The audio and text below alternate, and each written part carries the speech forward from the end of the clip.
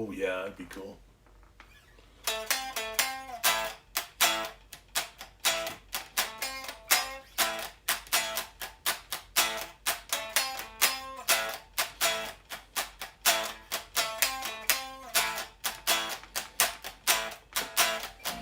Driving in my car, going down the road, minding my own business, don't you know? Oh, but some kind of thing, some kind of thing goes flying past me.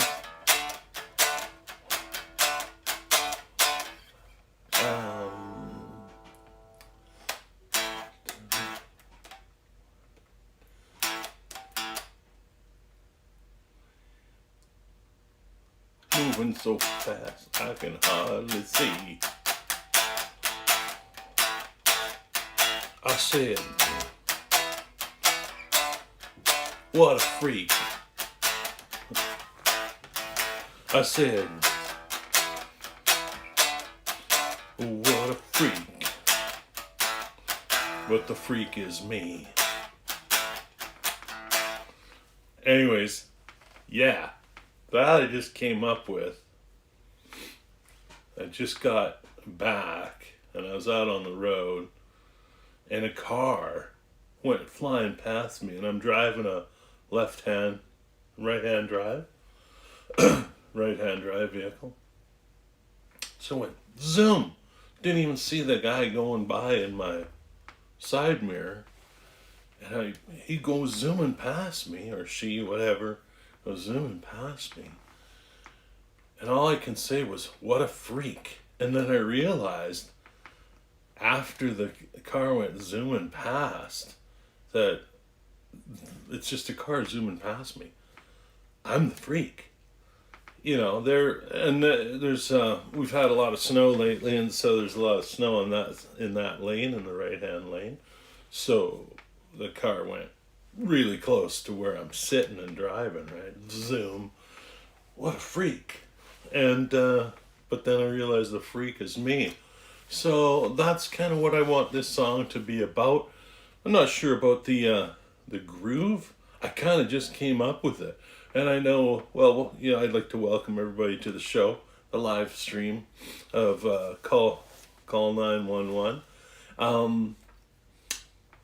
So, anyways, my point is that's how some songs are created. Just stuff happens, and it's like, this is too cool to ignore, or too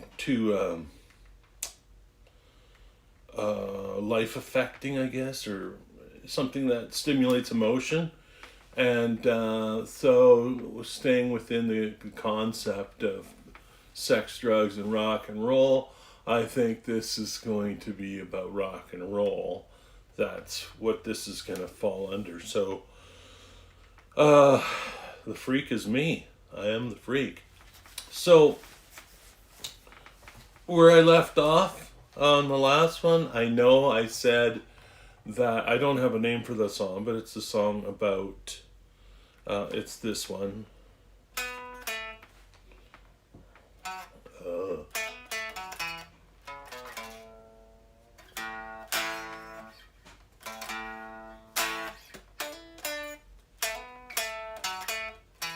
I'll have to figure out the riff because I don't even remember the riff. But it was the song I was working on in the last show. You'll have to flip back and check out the last show. I wanted to finish that, the lyrics off for that song. However, since I started doing this, I've never worked or never composed music and set deadlines to compose them. Which is, I guess this is kind of new to me, this whole thing. Like, I'm just learning how smartphones work, you know. Keep in mind, I've been out of show business for 30 years. Was in a blues band, toured all over North America. But anyways, I got on music and just got back into it. So I'm seeing all this technology is now related to doing music. So, anyways, yeah,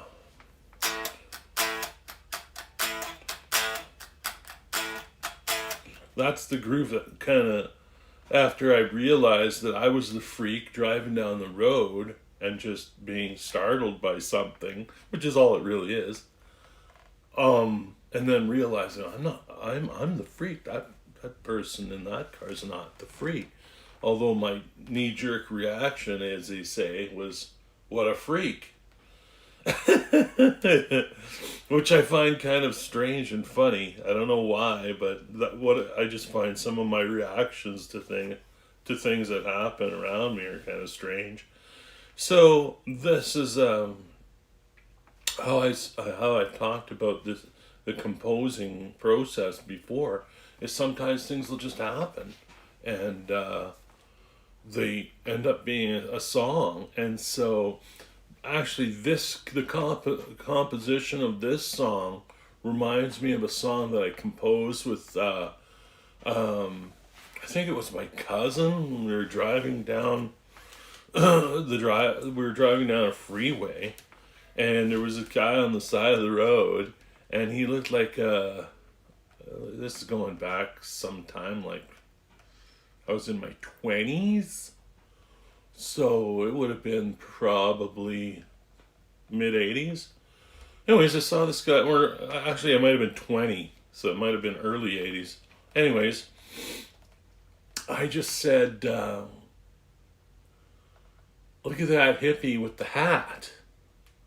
Because it looked like a hippie with a hat. Although hippies weren't really around a lot, there's always a handful in society here and there. And so it's this, look at that hippie with the hat. He really knows where it's at.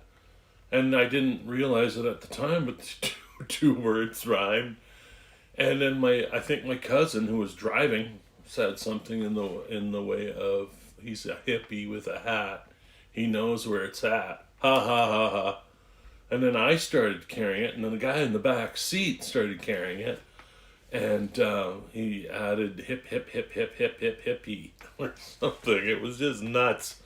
But as I'm saying, the composing process of creating music and creating songs is that kind of natural.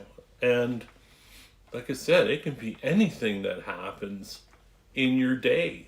And that's to me, in my opinion, that's sometimes the best things to write about is when they happen with your during your day. So this car whizzing past me, like that happens all the time, but it's something that happened. It startled. But what this song is going to probably turn out to be about is the word freak and what it means to be a freak. And rock and roll is filled with lots of freaks. It's a freak thing, rock and roll. You know, a lot of musicians and performers and entertainers, like, you just look at them and they're doing their own thing, but they're being unique. And usually when someone's unique, guess what? They get labeled as a freak. And even Jimi Hendrix, realized that he was a freak because he knew he was different than everyone else when he came out. And now the world, it's been gone a long time, but when you ask people who's the greatest guitar player ever, a lot of people say Jimi Hendrix. So in a way, he was kind of a. Anyways, my point is, Jimi Hendrix labeled himself as a freak in one of his songs. I can't remember which one off the top of my head, but I remember the phrase. He says, "I'm going to wave my freak flag high." It's in a Jimi Hendrix song, and he's saying, "Hey, I'm a freak. I'm a freak." So I just find it amusing that sometimes people have issues with that word freak. It's not always a bad thing. It can be. I don't know if it's politically correct, but it is what it is. So, and it's a word in the dictionary. I'm not sure what that dictionary definition is. So, but yeah, I wanted to finish off the song I was composing last week, and last night I dreamt up. Oh, I should have woke up and wrote these down, but I dreamt up another verse for the song, and it kept me awake for hours, but I didn't pencil it down, and I always regret that when it happens because I'm thinking at the time, oh, that's the beginning of the next verse. I'll remember that. Nope. I usually wake up and it's gone. Yet I can be thinking about it for 2 hours as it interrupts my sleep. So, as I mentioned before, a lot of the the songs that come to me while I'm dreaming or while I'm sleeping, or it's the moment I awake. Poof! It's there, and it just appears from I don't know where. It just appears there from my imagination or the ether, as they say. Anyways, I will probably remember it because it was good, and this song, I don't know what it's going to be called, but I know this song is going to have a lot of potential because it's a little bit like the song Ketchmoot, which I wrote about 15 years ago. Generally, I don't write in a country vein, but it's an influence on me, and it's hard to deny.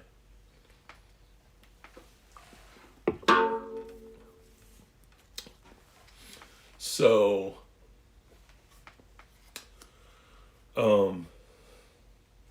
wish I could remember it right now. But yeah, it's just a blank. But that would have probably given me a second verse for the song. And I think generally when when I compose songs, depending on the song, it'll either be rarely is it two verses, but sometimes I write songs that are only two verses and then the chorus is the main part of the song, so it repeats a lot throughout the song. But I think generally as a rule of thumb, most of my compositions or the songs that I come up with are three verses, and a chorus, or four verses. Now I know when Trish comes up with lyrics, she can come up with like 10 verses, and I gotta go, well, for me to perform this song or in public, am I gonna remember 10 verses to a song? I don't know. I don't know if Mick Jagger could remember 10 verses of one song. So, and Mick Jagger has to remember a lot of songs, and he's almost 80. Amazing entertainer. So, yeah, I think this next verse would probably be the one that I dreamt up last night that I haven't remembered yet. When I do remember it, that'll be the second verse. And usually, as a general rule of thumb, as far as composing goes, in my perspective, I come up with one verse and then I sit for a while on it, just like I was. I wanted to come back and finish the song yesterday or today, or I can't remember when. I've missed a few days because, life gets going, and then, I always like to do this at this time of day too, so that's a regular routine.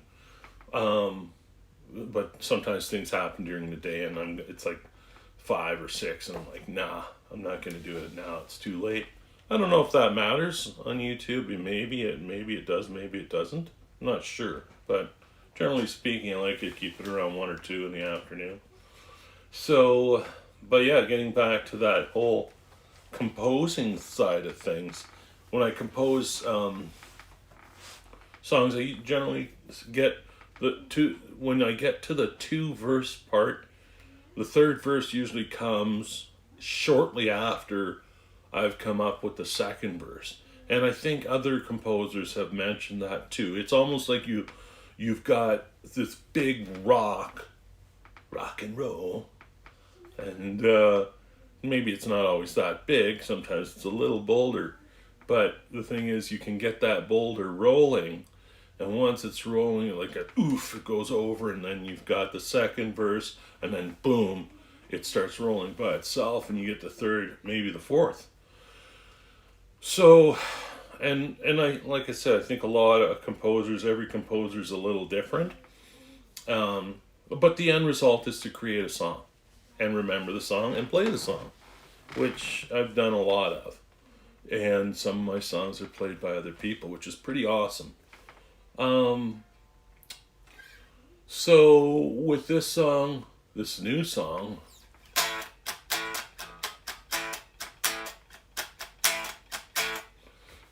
I'm I'm glad I'm recording it because I'm beginning to forget the riff because I'm thinking about the other song. The riff and what a freak. I think it's gonna be one of these tunes where it's gonna be a lot of phrases that maybe don't really tell much of a story, but the phrases are catchy. That's what I'm thinking because of how minimalistic the occurrence was. It wasn't major trauma. It wasn't a huge deal thing, but it just kind of makes you think why I react to things differently.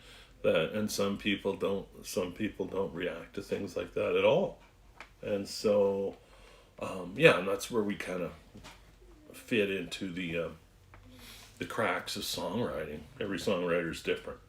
So you have complex songs. Bob Dylan, amazing songwriter, but a lot of his songs are too complex for me to remember, and so other people play his songs because they got more. They're more. I guess they have more capacity in their mind to remember the stories. Um, but rock and roll generally is, keep a knocking, but you can't come in. Keep a knocking, but you can't come in. Come back tomorrow night and try it again. That works for me. It's like boom, boom, and it repeats. I love those repeating verses because you can say a lot, but you're repeating something, and then the turnaround makes it all a thing. And to clarify what that means for those that are just kind of getting into songwriting or composing, when that song, if you look at the song Keep a Knockin', that's a Little Richard song, and Little Richard wrote a lot of historic rock and roll songs in the 50s and 60s. So Keep a Knockin' is one of those songs. It's well known, and it's actually if you like Led Zeppelin, there's a song called Rock and Roll that Led Zeppelin recorded in the 70s, which it's a very popular song because it's very simple and the words repeat a lot. So that song came from Little Richard's original Keep a Knockin'. The drum beat was with Charles, can't remember Charles' last name, but he's a very unique drummer from Louisiana. And he's basically playing what they call a second line drum beat on that song. So it starts out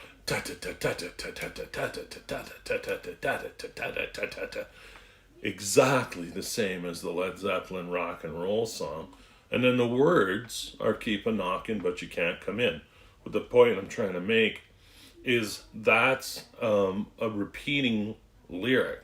So the first two lines of that verse are keep a knocking, but you can't come in. Second line is keep a knocking, but you can't come in. The third line is keep a knocking, but you can't come in. And the fourth line is come back tomorrow night and try it again. That little bunch of phrases creates a verse. It's almost like a paragraph, but not so much. It's more poetry. It's probably a poet would probably be able to explain it better than a songwriter. But yeah, that's repeat, repeat, and generally in blues, repeat, repeat, repeat, and then closing line for the verse rhymes with the first three. What is far more common is first verse, first line, repeat that line. The third line is a new line, new set of phrases, and then the last line rhymes with the first two, like the ending. I find a lot of rock and roll songs, the ending words are really what brings a song together. So you have keep a knocking but you can't come in rhymes with come back tomorrow night and try it again. So it's not again, it's again. But everybody knows he's saying again. But it doesn't rhyme with in. So again. Come back tomorrow night and try it again. Try it again. It's almost like a slang. So in blues, that is super common. And that affects, I guess that affects my songwriting quite a bit because I grew up listening to Chicago blues from the age of about 10. And even before that, when I was really little, my mom used to play the piano in the basement, and it was all St. Louis style blues, and it was for a kid, a toddler, it was really sad music. Found out later in life it's not really sad, and it's just a perception of it, the way it sounds. So yeah, I guess maybe it is sad. Being a toddler, you got no experience, you got no past with understanding the music, so yeah, it's kind of funny how I've noticed a lot of people think that blues music is sad music, but if you listen to a song like I Got My Mojo Working, or Everything's Gonna Be Alright, or what's another happy one? There's a lot. Wang Dang Doodle. Like, these songs are all about partying. And those are mainly Chicago blues standards. So, what I've noticed as a performer, and actually this happened to me on Saturday, is I was asked to perform 5 Muddy Waters songs. Because I know a lot about Muddy Waters music.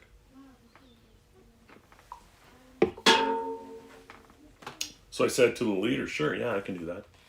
Well, we kind of co-lead this band, and I said, yeah, I can do that. And so I sang a really slow blues, which was like, I'm a little off topic here, but I'm trying to make a point about the way words rhyme and what makes a song make you feel good and which ones don't will bring out I don't know, it's not bring out the worst, but it helps heal. Like a friend of mine said in an interview we were in once that the blues was healing music. I can't remember where he heard it, but somebody before that, probably a Chicago blues player, maybe B.B. King or somebody, said blues is healing music. And I think what that means is when you listen to a song like Sad Day, which is, oh,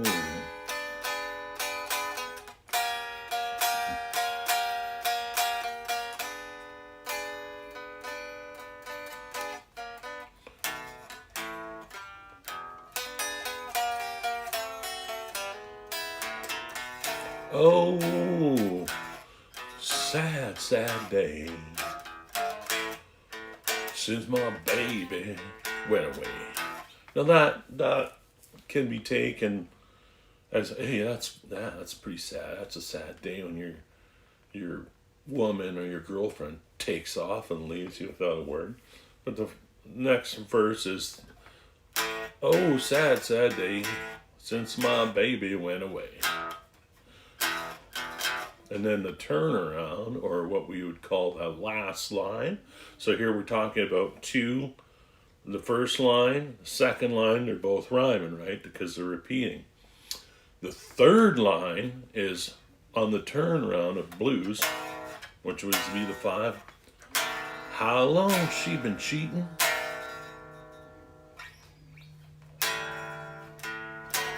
I just found it out yesterday.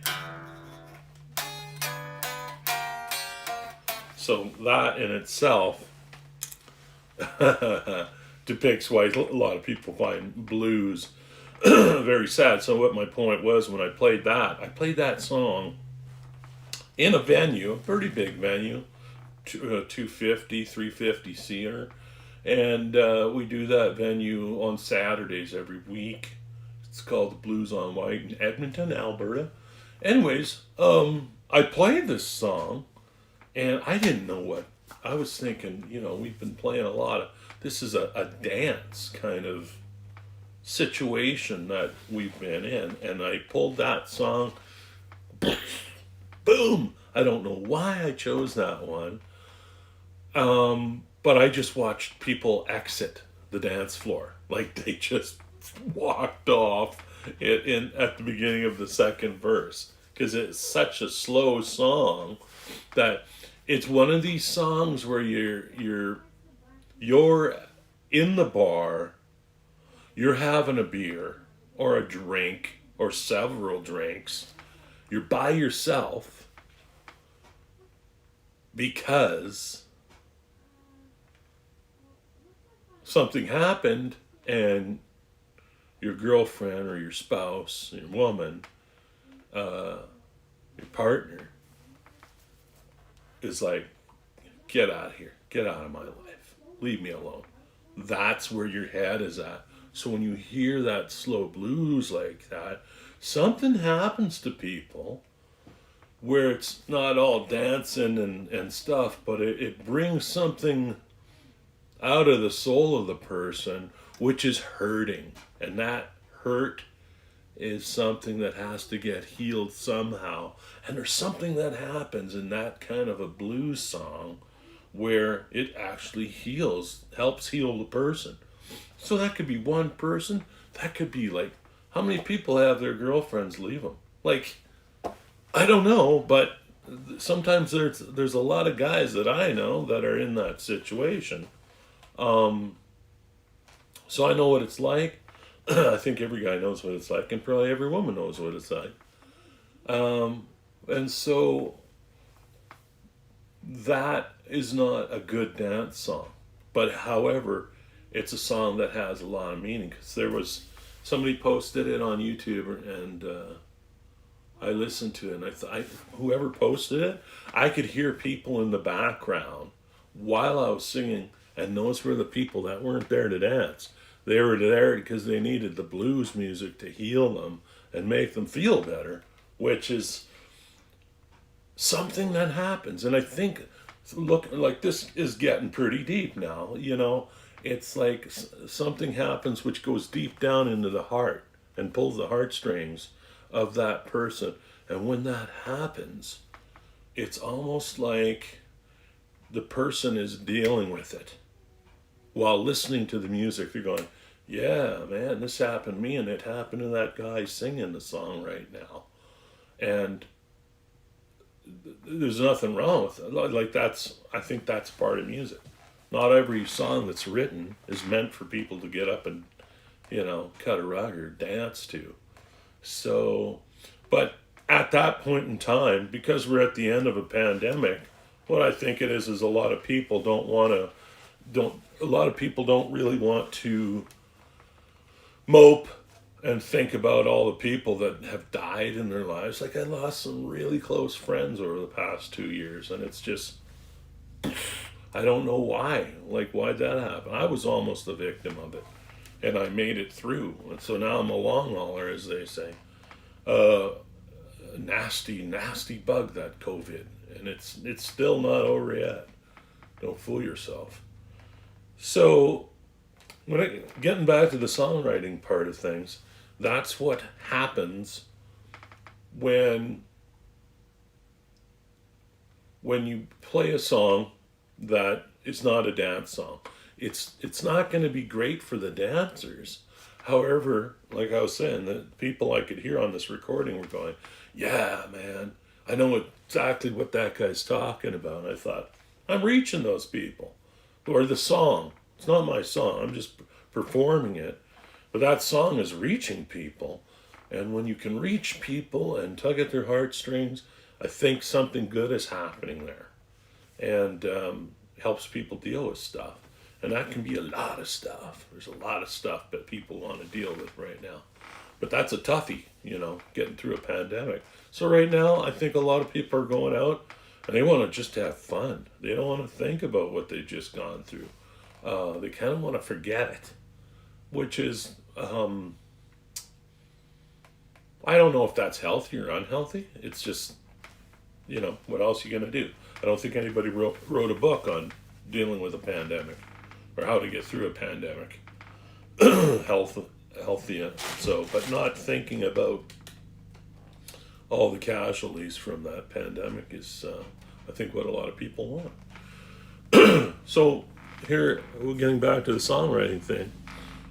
As a songwriter, coming up with this thing about what a freak is just a reaction, and probably a lot of people have that reaction.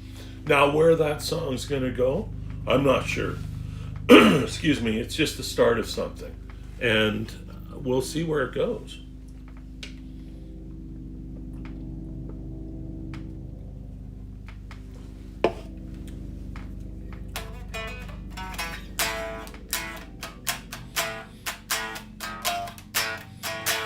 I think I've heard that riff elsewhere, but it's just, we're just starting to talk about putting this song together.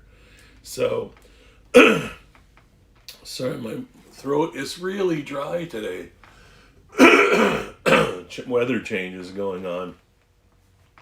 Plus, I think this has a lot to do with the heart medication from the heart attack. It's not, I'll give anything to stop taking all that crap, but whatever.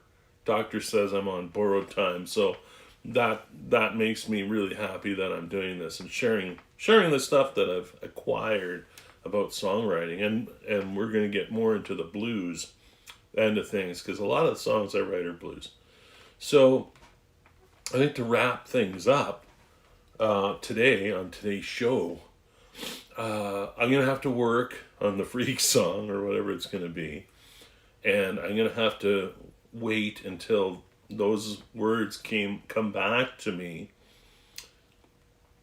for the other song. I have to wait for those words to come back to me that I dreamt last night, because right now they're not there, but I know they're in here somewhere, because I was repeating them for 2 hours while trying to fall asleep again.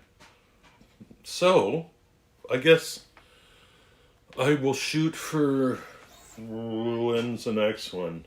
Today's Friday. Tomorrow I'm playing again from 3 till 8 at the Blues on White. It's really cool too, that thing we've been doing for 8 months? No, almost, I think 10 months, March. 8 months, yeah. We've been doing it for 8 months. So throughout the pandemic, I got involved with this. Shortly after my heart attack, I got the position in the band as lead guitar player and singer, and so co-singer, I guess. The what's going to be happening now is, because the truckers in Canada did their protest, although the Prime Minister wasn't very happy about the whole thing. And a lot of people are still not happy about the Prime Minister in Canada, because we're in Canada. It changed a lot of stuff, so that all of a sudden they lifted all the restrictions. Masks are gone, and this is like less than 2 months later.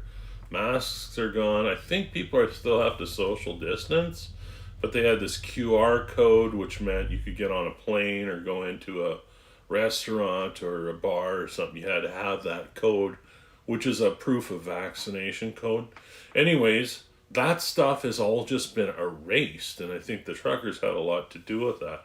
So now what we're seeing is a lot of bands are reforming and going out to play. So what we were doing, I think we were one of just a small handful of bands that actually had work and were busy doing stuff. So but now that those things have been lifted, there's more and more bands working, and so things are probably going to go back to that weird competitive way of doing things. We'll have to wait and see. But we're going to continue doing what we're doing. And I'll keep writing the songs and composing stuff whenever they come up. And we'll talk about that for the next idea. I don't know what it'll be. It won't be tomorrow. Might be Sunday or it might be Monday. We'll just see how those days go. Probably Sunday. I feel good about doing it on a Sunday. Anyways, thanks for checking this out and being with me live. If you have any comments to make, just put them in the comment section and I'll answer them as quickly as I can. And subscribe too if you want. Thanks a lot, everybody. Have a great whatever it is, wherever you are. Thanks.